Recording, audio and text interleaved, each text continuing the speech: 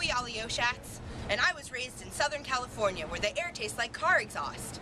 I distracted myself from this sad fact by learning the flute, trumpet, and mellophone. I also completely immersed myself in theater. My first production was A Midsummer Night's Dream. I played Snug the Joiner, but I always had my eye on one role. This is Puck from Midsummer Night's Dream. My mistress, with a monster, is in love. Near to her close and consecrated bower while she was in her dull and sleeping hour, a crew of patches, rude mechanicals that work for bread upon Athenian stalls, were met together to rehearse a play intended for great Theseus' nuptial day. The shallowest thickskin of that barren sort who Pyramus presented in their sport forsook his scene and entered in a break. When I did him at this advantage take an ass's knoll, I fixed on his head. Anon, his Thisbe must be answered, and forth my mimic comes when they him spy, as wild geese a creeping fowler eye, or russet-petted coughs many in sort, rising and cawing at the gun's report, sever themselves and madly sweep the sky, so at his sight away his fellows fly, and at our stamp here over and over one falls, he murder cries and help from Athens calls. I led them on in this distracted fear and left sweet Pyramus translated there, when in that moment so it came to pass, Titania waked and straightway loved an ass.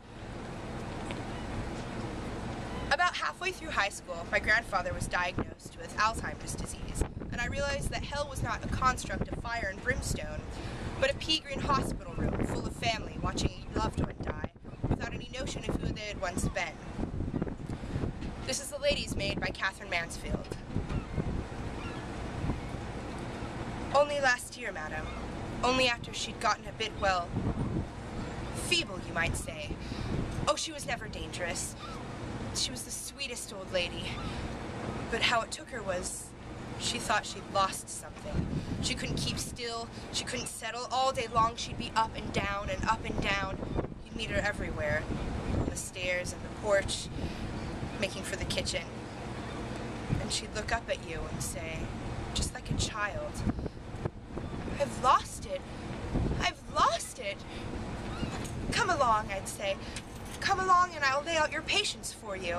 But she'd catch me by the hand. I was a favorite of hers. And whisper, find it for me, Ellen. Find it for me. Sad, wasn't it?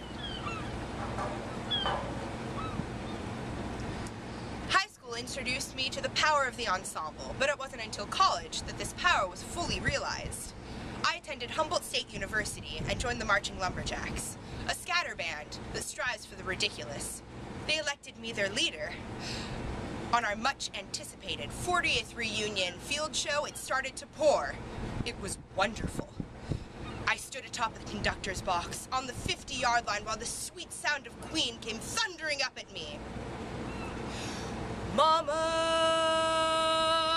just killed a man, put a gun against his head, pulled my trigger, now he's dead. Mama, life had just begun, but now I've gone and thrown it all away. It was glorious. I thought that life could get no better, but alas, it could.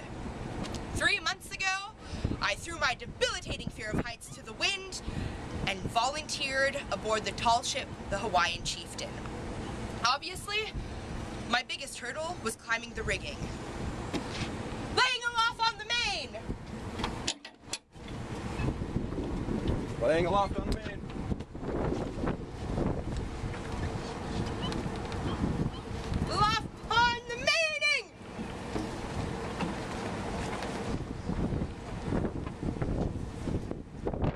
Off to the main.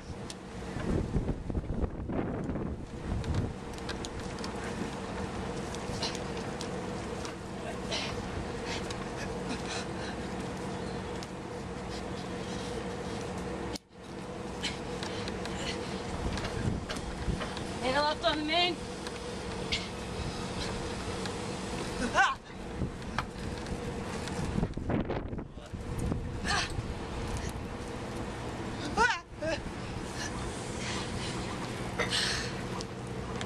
Eventually, I got the hang of it. and the pride that comes from knowing that I earned this incredible experience through determination and hard work marks this as the pinnacle of my life thus far. I look forward to more adventure on the horizon.